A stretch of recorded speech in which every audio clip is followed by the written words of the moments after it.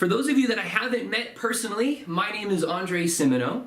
I'm an executive vice president with a company called Five Rings Financial.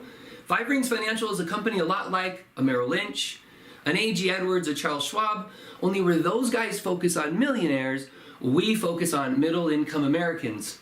One of the things I discovered just about 10 years ago is I didn't know a lot about money, and there was not a lot of people teaching us. And when I found our company, I was blown away by the 6 money principles that we teach, and I made a decision to go and pay it forward and start teaching people across the United States these 6 key money principles. So welcome. The number one reason that people get to our class is somebody attended previously. They liked what they learned, so they called you. They invited you and they said, hey, come along, come and learn these cool principles that I learned. There's 2 groups of people that come to our class. The first group is a group of folks that maybe have never saved any money all of their life. And it's not just the 20-year-olds. The average person in America today is 53 years old before they start saving for retirement. If you think about it, we go to school, we meet our spouse, we get out of school, we marry them, we have some kids, we send those kids off to school, and we go, oops, I forgot to save for retirement. That group comes to our class because they want to learn the 3 key principles. They want to see the principles of saving money. The second group that comes to our workshop is a group that has been saving money. They've got an IRA or a 401k or savings, and most of that money is in the stock market. And I don't know if you've noticed, but the stock market is sometimes like a roller coaster. That group says, I want to get off this roller coaster. I'm here to tell you you can. You can get a decent return on your money, and you can retire in dignity. That group comes because they want to hear the 3 principles of protecting the money we already have. 2 things I want you to notice that are different about our workshop today. Number 1 is nobody gave you a sticky name tag. We didn't ask you for your name or your phone number or your email address or your no retina scan or blood draw, so we could call you and hound you until you have to join the witness protection program and move out of state. Our information is important and vital. We're glad that somebody shared it with you. The second thing that's different is there's no opportunity to buy anything or spend any money. Today is 50 minutes of education. We've learned that the brain can only absorb what the butt can endure. Most butts are 50-minute butts, so I'll have you out of here by the top of the next hour. When somebody comes to our workshop, the number one thing that they ask as we wrap up is they raise their hand and they say, hey, Andre, I have a couple of questions. When we get to sit down with folks, we get to talk to them about the retirement savings teeter-totter. And on this teeter-totter, there's 2 sides. There's the risk side of the teeter-totter, things like mutual funds, gold, stocks, and who knew, but real estate would make it onto the risk side. Did you know that in 2008, half the people in America lost half the value in their homes? And they didn't get back to even until 2015 or even 16. And then on the safe side of the teeter-totter, we have things like CDs, money market accounts, and maybe a little bit of money under the mattress. And I do say mattress to be funny. It was just a few years ago, I'm with a client. I'm at her kitchen table. I'm telling her about a guy that buries money in the backyard.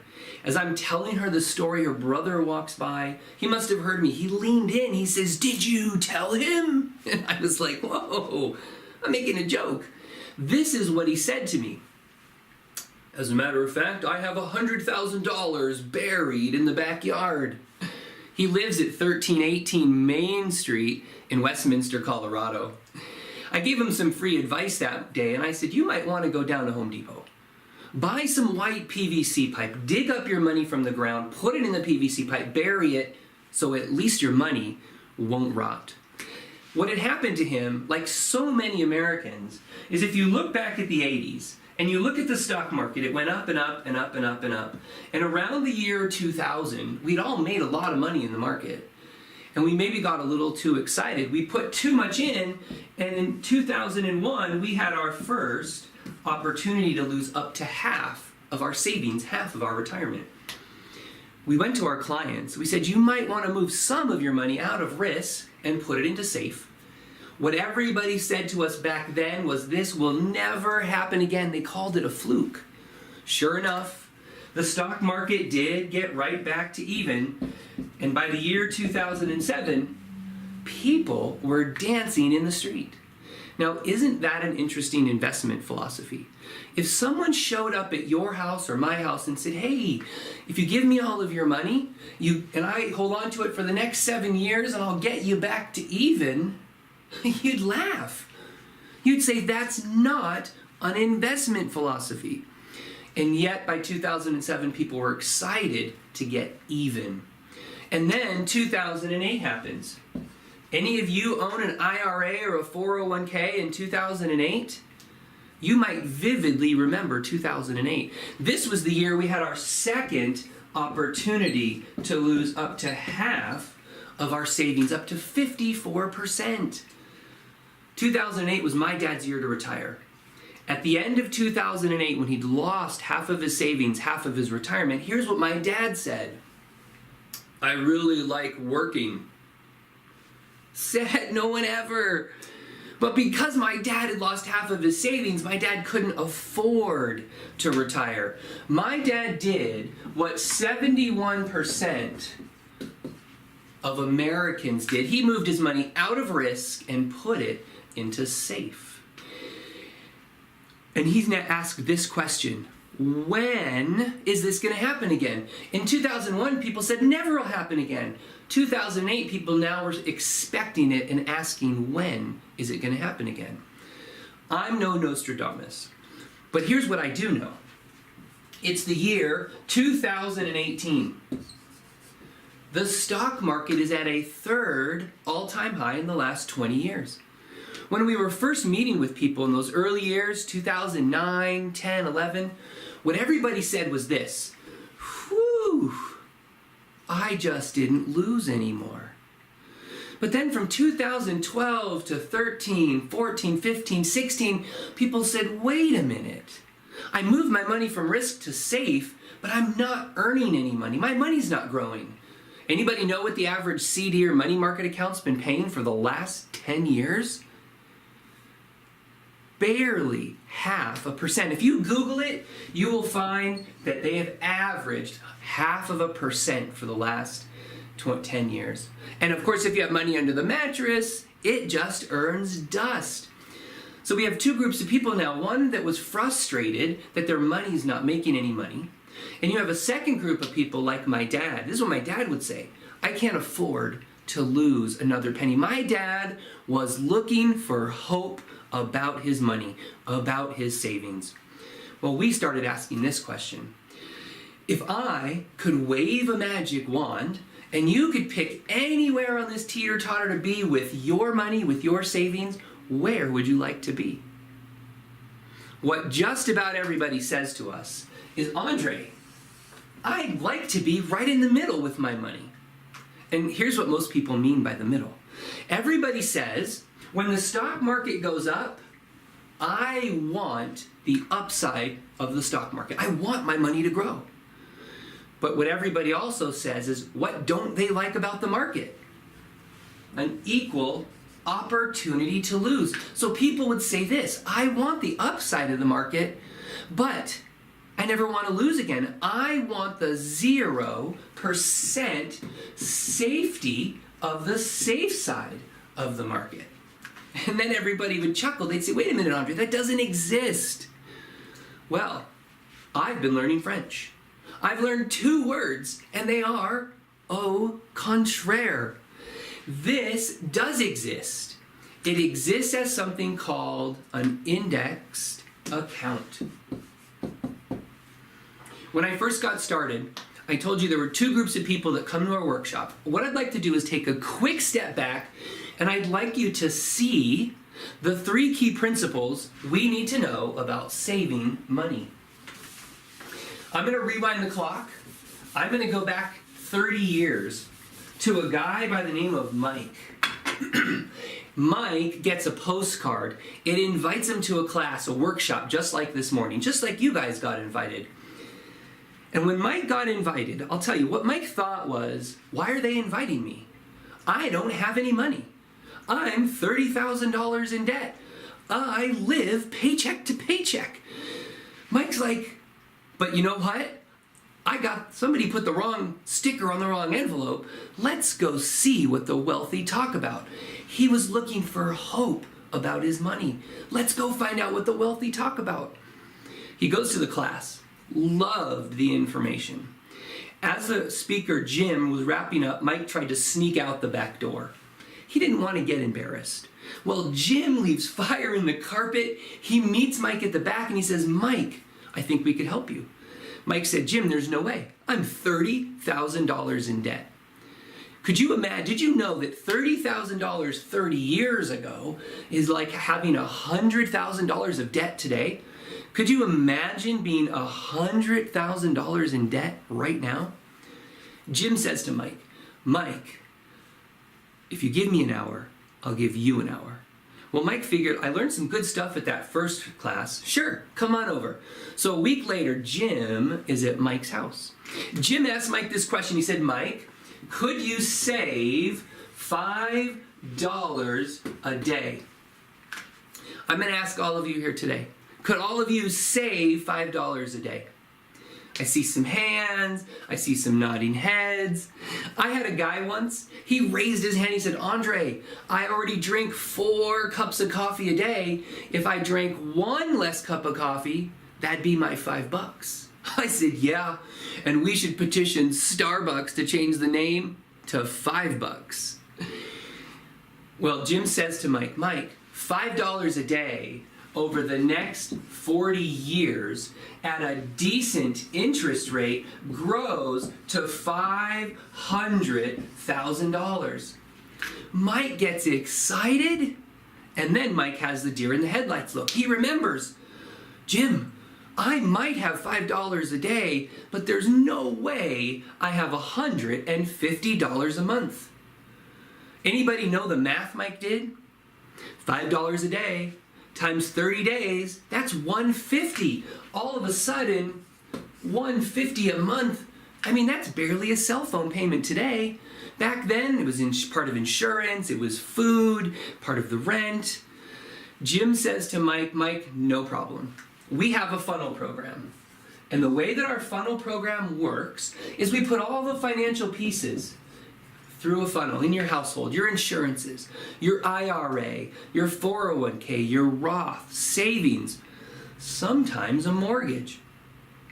That night, when Jim refinanced Mike's finances, he found for Mike $300 of savings, of money that Mike didn't know he had. Well, that $300 into this same equation grows to $1 million. That night, when Jim left, Mike had a $1 million savings and investment plan in place. Mike saw the light at the end of the tunnel. He had hope. 1 less coffee, and I can have $1 million. I guess that's 2 less coffees, and I can have $1 million. Well, Jim noticed that Mike got excited. And he said to Mike, Mike, would you be interested in coming to work with our company? And Mike said, Jim, I don't know if I could do what you do. Jim said, I don't either, Mike. But we have a training program, a mentor-based apprentice, where you could come work with me as a side hustle, like on the part-time. Mike thought to himself, I'll go do this for a few months. I'll make a few $100 and I'll get a real job. 18 months later of moonlighting with Jim, Mike had paid off all $30,000 of his debt. 18 months later of moonlighting with Jim, Mike was making more money a month than he was at his construction management job. So what did Mike do? Mike got himself voluntarily fired.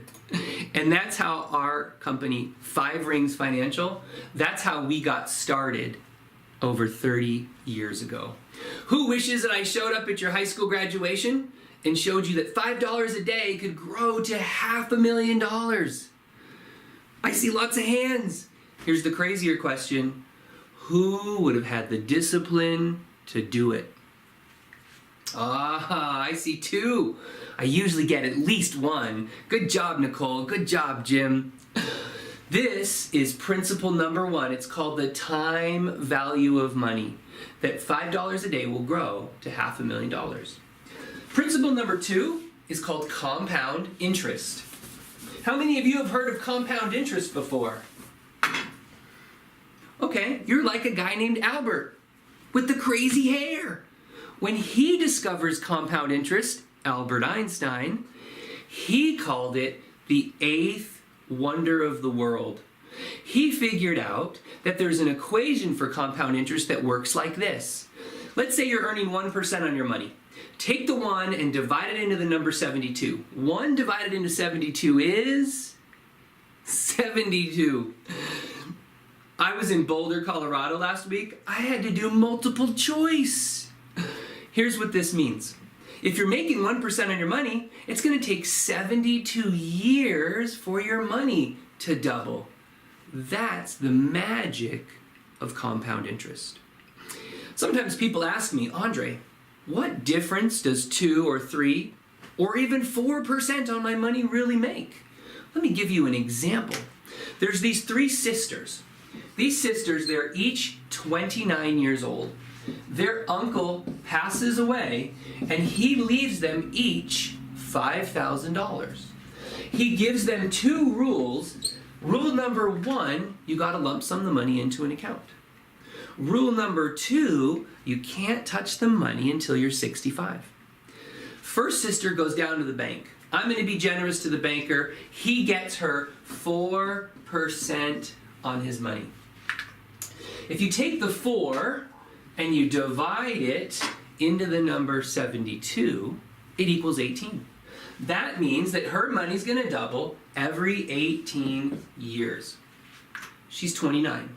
29 plus 18 is 47. Her 5,000 doubles to 10. 47 plus 18 equals 65. Her 10,000 doubles to $20,000. This is the magic of compound interest. If you put money in a compound interest account and you don't touch it, it will double, in this case, every 18 years. Second sister, she came to our workshop. She found out you can still average up to 8% on your money.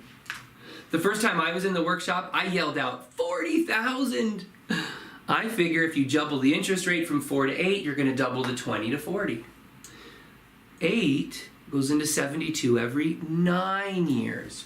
That means her money's going to double every 9 years. She's 29. 29 plus 9 is 38, plus 9 is 47. Her 5,000 doubles to 10,000, and again to $20,000. She matches her sister. She's only 47. She gets 2 more doublings. 47 plus 9 is 56, plus 9 is 65. 20,000 doubles to 40,000, and one more time to $80,000. Big difference or a little difference? It's huge. If you went to work tomorrow and your boss called you in the office and said, "You've done such a great job, I'd like to give you a raise. Would you like a $20,000 a year raise or an $80,000 a year raise?" Doesn't that feel a little bigger? Yeah. Well, and by the way, being the first guy in the room to yell out 40,000, the wrong answer? Embarrassing. Third sister says, "I've seen 12 in the past. I know it's not year over year, but I think we'll see it in the future. I'm curious, what does 12 do?" 12 into 72 is every 6 years. She's 29. 29 plus 6 is 35, plus 6 is 41, plus 6 is 47, plus 6 is 53. Her 5,000 doubles to 10, to 20, to 40, to $80,000. She matches her sister, and she has 2 more doublings. 53 plus 6 is 59, plus 6 is 65. Her 80,000 doubles to 160, and one more time to $320,000. Big difference or a little difference? It's huge. Here's what I learned the first night. Andre, I don't know as much about compound interest as I thought I did. The other thing I learned is, did you notice we went from 4 to 8 to 12? Not 4 to 40? I grew up thinking we had to have big, giant interest rate wins in the market every year to win the money game. Man, that was overwhelming. Turns out, if you have a good interest rate over a long period of time, you can win the money game. Principle number 2 is compound interest. The third principle that we need to know about saving money, it's the most powerful one that we teach every day.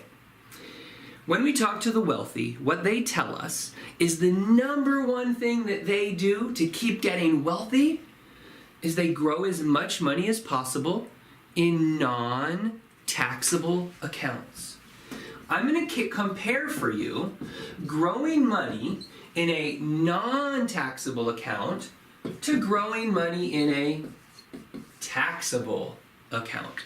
I'm going to go to 2 groups of people. I'm going to make them both this deal. If you give me $1 today, I guarantee to double your money every year for the next 20 years. I'm going to go to Mr. and Mrs. Wealthy American first. They're going to grow their money in a non-taxable account. One's going to double to 2, and then 2's going to double to 4, 4's going to double to 8. If I do this math for the next 20 years, this grows to $1,048,000. 2 situations with this account. Number 1, it's a disclaimer. There's nothing on the planet that doubles your money every year. I did have a guy once, he raised his hand, he said, Andre, what about Las Vegas? I said, no, don't take your retirement money to Las Vegas. You know what he said to me? But they give me free drinks. I said, no retirement dollars in Las Vegas. Here's the second situation. Did you notice that when the 1 became 2, no tax came out of the money? When 2 became 4, when 4 became 8, no tax came out of the money while it grew. So let's go to Mr. and Mrs. Middle American. We'll make them the same deal. If you give me $1, I'll double it every year. Well, when that 1 doubles to 2, Mr. and Mrs. Middle American would probably end up at the bank. They'd probably buy a CD. CDs are taxable every year. That means that when your 1 becomes 2, you made $1. And guess what? Uncle Sam sends you that letter at the end of the year. He says, hey, you owe me $1. And he's not even our favorite uncle. Let's use 28% as the tax rate. If we make $1, we got to pay tax 28% on the dollar. That's 28 cents. When the 1 doubles to 2, we don't really get 2. We get $1.72. Does everybody follow my math? Did that all make sense? We told them we doubled their money. 172 doubles to 344. Well, we got to tax it down. 344 taxes down to 296. We double their money though. 296 doubles to 592. 592 taxes down to 509. If we double and tax this account for the same 20 years that we double this account, if this account with no taxes grows to $1,048,000, how much does this account grow to? Do me a favor. Everybody think of a number. Everybody come up with a guess in their mind. This is $1,048,000 with no tax. How much is this one double and taxed? Everybody think of a number. Whoever gets closest today gets free pie. Y'all got a number? Our most popular guess is $250,000. Our second most popular guess is $700,000. Are you ready for the real answer? Here goes. By the way, don't yell it out if you know it. The real answer is $51,353. That is just $1 million difference knowing to grow money in a non-taxable versus a taxable account. This is the most powerful thing we teach every day. Now, I usually have at least one person thinking, wait a minute, Andre. You grew me this $1,048,000. Don't I need to pay tax on it at the end? Let's just say, for example, let's just say you did. And let's use 50% as the tax rate on the $1,048,000. 50% on $1,048,000 is $524,000, which is 10 times $51,353. Most powerful thing we teach every day. The three things that you just saw, principles to save money, number one, is $5 a day will grow to $500,000. Number two is that compound interest, those that understand it earn it, those that don't pay it. Did you know that Sears and Home Depot, and when we charge something on a credit card, did you know they make more money on the interest of that credit card than they do making on the money of what they sold us?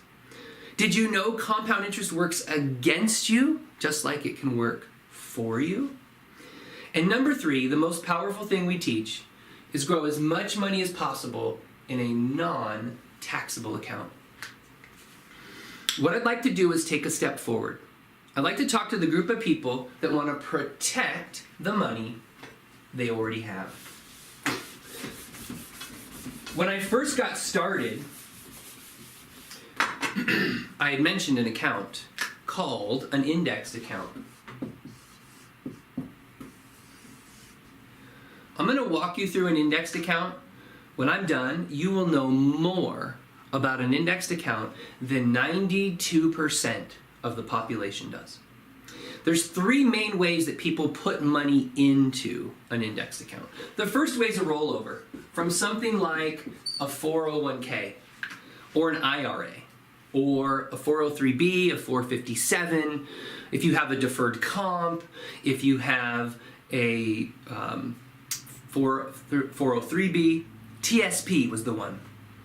When the IRS, when the government built indexed accounts, they gave it the same tax code as all those accounts. Here's what that means. You and I can move our money from one of those accounts and we can do a rollover into an indexed account with no taxes and no penalty. Some free advice. If you have an old 401k, TSP, 403b, and it's at an old company and you don't work there anymore, you might consider moving it away from that old company. Here's why. We had a client a few years ago. She worked at Circuit City. She had $40,000 in her 401k. She left Circuit City, she gets a new job. A couple years later, she gets a letter in the mail. And the letter said, well, your 401k was tied to our stock, and when we went out of business, so did our stock. So your 401k balance is now $1,000. She lost $39,000 because she wasn't there to see the writing on the wall to watch Circuit City go out of business. If you don't work at that old company anymore, it is a good idea to move that money out of that old company's account. Move it into, you can move that as a free, it's just paperwork to get it out of that old account. The second way that money comes into an indexed account is a pile of dollars. We had a client just a few years ago. He had $40,000 in his woodshed in coffee cans. His money smelled really good. Sometimes people want to make a monthly deposit. We talked earlier about $5 a day, $150 a month, $150 a month, $150 a month.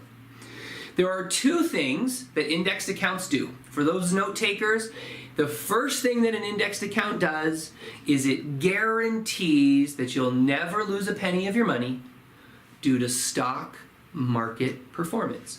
So the first thing that an indexed account does is every dollar that gets deposited into an indexed account gets deposited into this guaranteed bucket that can never lose money due to stock market performance. The second thing that an indexed account does for you note takers is it allows you to passively own the market. So number one is it guarantees you can't lose. Number two, it lets your money grow according to the market, according to an index. Now, let's do an example. Your money sits over here on the guaranteed side, it's in this bucket, and it looks at the stock market to credit interest. So here's how your money would grow every year. Let's do an example. The stock market, it goes up, it goes down, it goes up, sometimes in 1 week. Let's do an example. The first year, the indexed account looks at the stock market and it says what happened in the stock market year one. So let's say year one, the market goes up 8%. It comes over here to your bucket of money and it credits your bucket of money 8% for the first year. And then it resets itself. 8% becomes part of your new guaranteed bucket. And then it looks at the second year. Let's say that year number 2, the stock market goes down. And let's say it goes down 8%. Well, if you had the money in a traditional 401k or IRA, you'd expect to lose 8% that year. Because the indexed account is not in the market, it's sitting on the sideline in this bucket looking at the market, that year it only gets a 0. Indexed accounts, for you note takers, indexed accounts can never lose money. They never credit an interest rate less than 0. So that year when the market goes down -8, it comes over here and it credits your bucket of money 0%. Sometimes people say, Andre, you want to offer me 0 on my money? Let's rewind the clock. Let's go back to the year 2008. While the rest of the country was losing up to 54%, like my dad lost 54 that year, could I have interested any of you that had an IRA or 401k in 0? The answer is yes. 0 is your hero any year the market goes down. By the way, you have to give me credit the first 3 times you say 0 is your hero. The 4th time you can use it, it's yours. Now, if you have a floor on something, this 0, that usually means you have a ceiling. My wife calls this ceiling the not too good to be true line. So year 3, the stock market goes up, and let's say the stock market goes up 16%. It has a ceiling. That ceiling, let's pick 13% as the ceiling. That year when the market goes up, year number 3, it goes up 16%. It hits the ceiling of 13. It comes over here and it credits your bucket of money 13%. Here's what our clients say. Andre, we would be willing to give up some of that upside to know that we'd never participate in the downside again. The 2 things that indexed accounts do, number 1, they guarantee that you'll never lose money. Number 2, they allow your money to grow according to the index. I had a gentleman who came to the workshop. When we got to the end, he said, okay, Andre, I get it. I can't lose money. My money gets to go up with the market. I see that I have a ceiling, but I can never lose. He says, would you do a real world example? He said, I had, back in the year 2000, he told me, he said, I had $100,000 left in my account. If I had met you back then, if I had learned that an indexed account existed, would you show me the difference? A real world example of what my money would have done. I said, sure. He asked me to compare the market to the indexed account from 2000 to 2005. That first year in the stock market was a down year. So what happened in the indexed account? He got a 0. Any year the market goes down, you get a 0. That next year in the market was another down year. What happened in the indexed account in year 2? He got another 0. Is this guy happy or is this guy happy? This guy didn't make any money, but he didn't lose like this guy. The third year, stock market went up. What happened in the indexed account? Third year, it goes up. Any year the market goes up, the indexed account goes up. The next year in the market was a down year. So what happened in the indexed account? Got another 0. Next year in the stock market was an up year. What happened in the indexed account? Another up year. In that 1, 2, 3, 4, in that 5-year period, from 2000 to 2005, the actual performance of the stock market, if his money, the actual performance of his money in his IRA and his 401k, that starting balance of $100,000, he ended it with $94,000. The indexed account had gotten zeros those 2 years. It plus a 0 plus, he had $126,000 at the end of that 5-year period. For one reason, indexed accounts only go up or 0, up or 0. Stock market accounts, 401ks and IRAs, they have to do this thing. That's called making up for loss. That was a $32,000 difference because of that one reason. He says to me, Andre, if that was 2005, I know 06 was a good year and 07 was a good year. And he's right, they were great years. So any year the market goes up, the indexed account goes up, 06 and 07. I politely remind him that that was 2008. And do you remember what happened in 2008? Only minus 54%. I have this whiteboard in one of my offices. It goes all the way to the floor. I get to do yoga while I do the presentation. My wife took that as permission to take me to hot yoga. I almost died. At the end of 2008, the stock market account's balance was $68,000 from a starting of $100,000. The indexed account had grown to $149,000. What happened to the indexed account in 2008? Nothing. Got a 0. A friend of mine in New York says it just cruised. In 2008, the indexed account got a 0 that year, which means that at the end, he still had all $149,000. Indexed accounts are the strongest recommendation that we can make for that part of your money that you want to know that you know you're never gonna lose. Principle number 1 of protecting your money.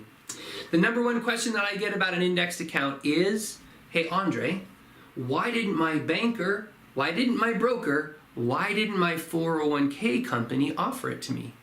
Simple answer. Does everybody know that bankers, brokers, and 401k companies charge something called a management fee? That means that they get paid a fee for your money because it's in the market every year, every year, every year. Because fixed indexed accounts are never in the market, they never charge a management fee. We're not anti-stock market. We're not anti-stock broker. We're just pro-safe. It's not in their best interest to offer you a fixed indexed account because they don't get paid to offer it. Fixed indexed accounts are no fee-based accounts. 15 years ago, when we discovered fixed indexed accounts and how they could protect your money, the 280 million Americans that are underserved like me, When we understood that, we went on a mission to teach everybody that this exists. That might be why someone invited you today.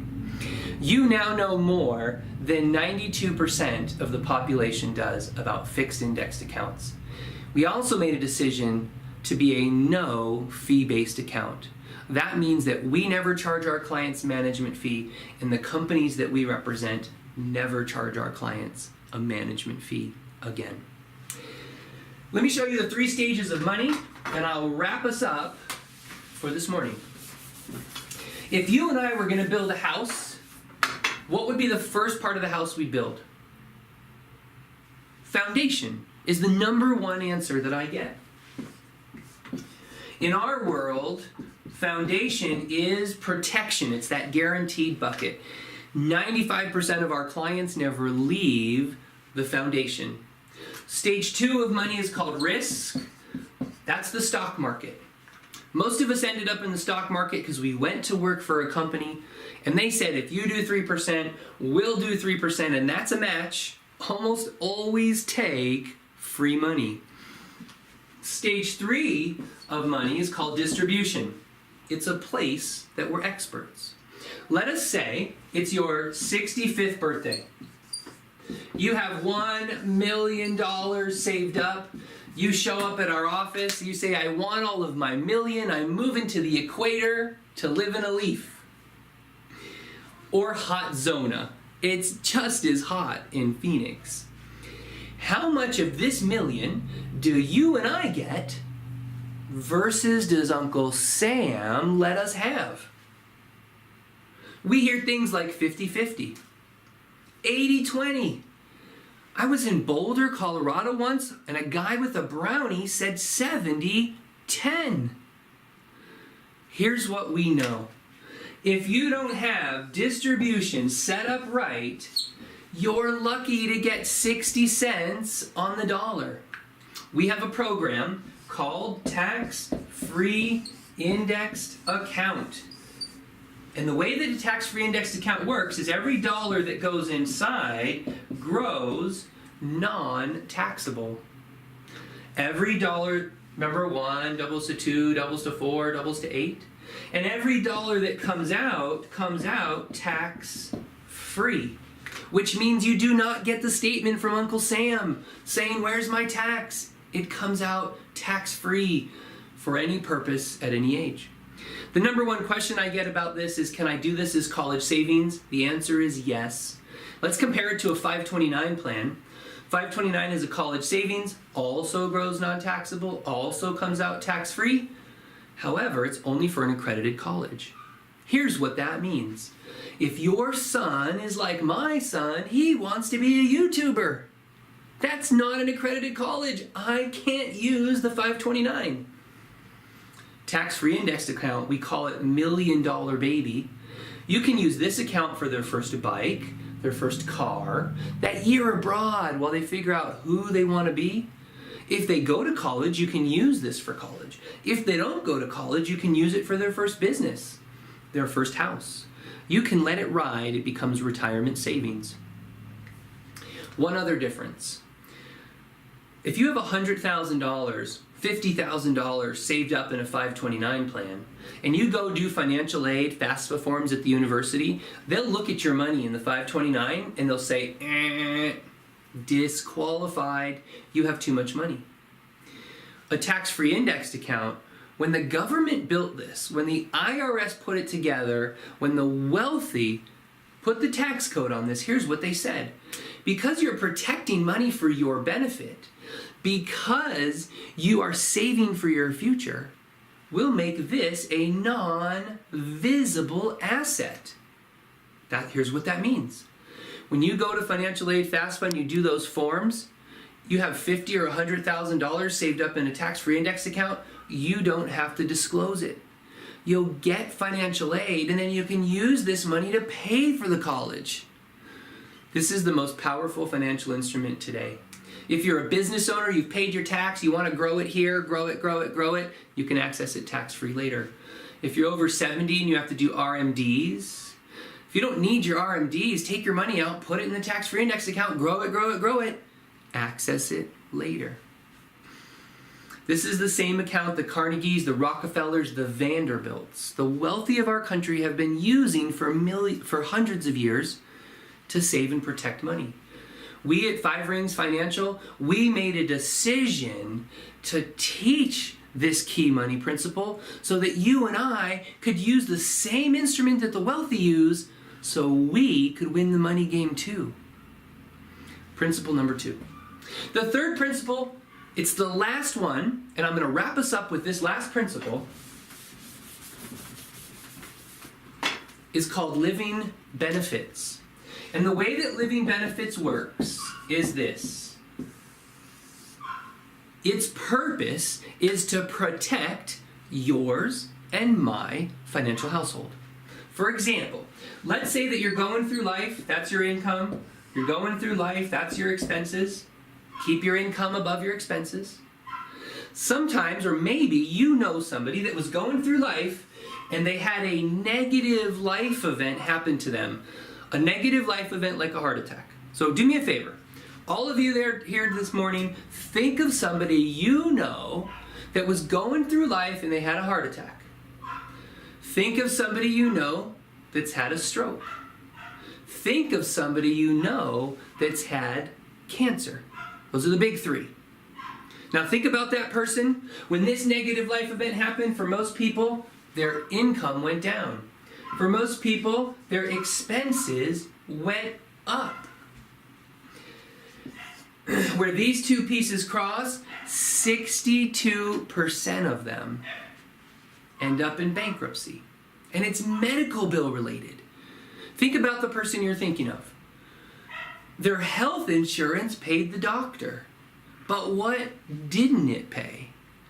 The mortgage, the car payment, insurance, food on the table, student loans, debt. It didn't replace your income. It didn't even pay Netflix. I mean, if you're going to stay home and recover for 6 months or a year, don't you want to binge watch Netflix? So what do? We reach into our savings. We reach into our 401k. We take it out of our business. We take it out of our house. We call mom and dad, help. We sell our house. We move in with mom and dad. That's why our parents keep moving to Florida. No basements for us to move into. That's why kids move to Arizona. No basements for parents to move into. Here's what Living Benefits very simply does. Living Benefits looks at this negative life event and it gives you access to a big pile of money so that your money stays above your expenses. I'm going to use life insurance as the example this morning. For those of you that have life insurance, think about why you have it. No. Think about who it's for. It's not for you, is it? It's for them. If something happens to me, I want to leave 10 years of my income to my wife, pay off our house, our debts, $100,000 in account for each of the kids to go to college, and then I want to put $50,000 in an account for my wife to bury me and take her new husband on an amazing vacation. And that's not for her, it's for him. Mighty big shoes to fill. And I gotta do something for her to get the money, don't I? I gotta die. Shouldn't this really be called death insurance? They tried selling it that way in the beginning and nobody would buy it. So they called it life insurance. 20 years ago, 2 life insurance companies in the United States made this decision. If we're gonna pay you because you died, let's pay you because you lived through your life event. Let's give you access to your life insurance, your term life insurance, because you lived through your life event. The money for Living Benefits comes from yours and my term life insurance. There's 3 main ways it pays. The first way is a terminal illness. 20 years ago, we had a single mom. She was no husband in the picture, no parents alive. She gets cancer. And she's the everything mom for these girls. Her and her doctor try everything to beat cancer. Nothing worked. At the end of 2 years, he calls her in the office, says, "This is the worst day of my life. I gotta tell you, you're terminal." Well, she freaks out. She's like, "No, I'm it for these 2 girls." She drives home. She asks him, "What about this experimental surgery?" Doctor says health insurance doesn't pay for experiments. She drives home. She calls her life insurance guy, tells him, he says, "Stop. You have living benefits life insurance." She didn't remember. They submit a claim to the life insurance company. She gets a check back for $100,000. She pays for the experimental surgery. And today, 20 years later, she's still alive. Her life insurance saved her. The second way it pays is a critical illness. This is a heart attack, stroke, cancer, cognitive impairment. Like you hit your head doing hot yoga, and now you're cuckoo, loco la cabeza. ALS, blindness, lose a limb, lose an organ, coma, 3rd-degree burns. It triggers the critical illness. We have a client in San Diego who came to our workshop just like this morning. She came to a workshop just like this just over 3 years ago. At the end of the workshop, she said to Nicole, "Nicole, I want one of those college savings for my daughter." So Nicole put it together. She built it. And Nicole asked her, "Hey, do you have the old death-only kind of life insurance or the new, I'll pay you because you lived through your life event, living benefits life insurance?" She said, "I don't know." Well, Nicole looks at it. She had the old, you got to die to get your money. Nicole runs some numbers. It's almost the same money. And so she says to Nicole, "Nicole, I should probably have the new living benefits." And Nicole said, "I would agree." So she gets it. 3 years ago. 1 year ago, she called Nicole. "Nicole, I got diagnosed with cancer." They send that diagnosis to the life insurance company. Life insurance company sends her a letter back and says, "You can have $300,000 of your term life insurance policy." She doesn't even miss a beat financially. She stops working. She goes out of the country to see her parents. She takes her daughter with her. She does naturopathic care. She starts her passion career to be a John Maxwell speaker. And today, a year and a half later, she didn't miss a beat financially because someone invited her to a workshop just like this morning. The last way it pays is a chronic illness. A chronic illness is like long-term care. If you can't do 2 of your 6 activities of daily living, you can access what living benefits does. In Colorado, sometimes people put Christmas lights on their house in November. Then they go out in February in the snow at night, take them down. They slip on the ice, they fall, they break their back. They're in a wheelchair and they can't feed themselves. Well, that's 2 of your 6. That family that has living benefits life insurance instead of the old death only, that family with living benefits would get a check every month to replace both his income and her income so they didn't miss a beat financially. And that check would come every month for 4 years. Living benefits goal is to give you access to your death benefit of your life insurance to cover 100% of your expenses if you live through a life event. The last thing it does is it pays if you die. Here's what we know in America right now. You and I are 8 times more likely to have one of these 3 events before you and I have one of these events. We also know this.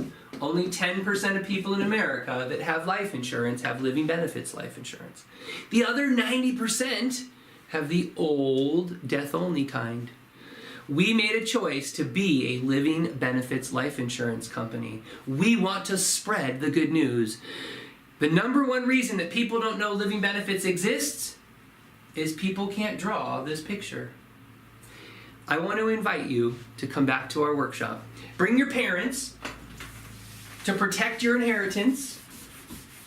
Bring your kids to get them off the payroll. Maybe you know somebody that wants to protect their savings, their IRA. They never want to lose money again. Maybe you know somebody who's had a baby in the last 10 years and they want the best savings account out there, or a business owner, or somebody over 70. Maybe you have a brother, a cousin, an aunt, a mom, a dad, and if they have a negative life event, you don't want them to move in with you. I'm just being cute. Imagine if you invited somebody to this workshop and they had living benefits and you were the person that invited them. You would be their hero. They'd put a picture of you on their mantle in their living room. They'd name a dog or a cat after you. They'd be so excited because you changed their life. If you do nothing else this morning, I have one request. Would you please go back to the person that invited you, send them a text, an email, a Facebook Messenger, in person. Would you go back to the person that invited you and say, thank you? Express some gratitude to the person that invited you that you're here. And if you've been to this workshop a few times, would you still go back to your Facebook or your text and tell that person that invited you the first time to this workshop, thank you for inviting me? And give them a PS. PS, Andre says you owe me free pie. So tell them they owe you free pie. Get back with the person that invited you, tell them thank you,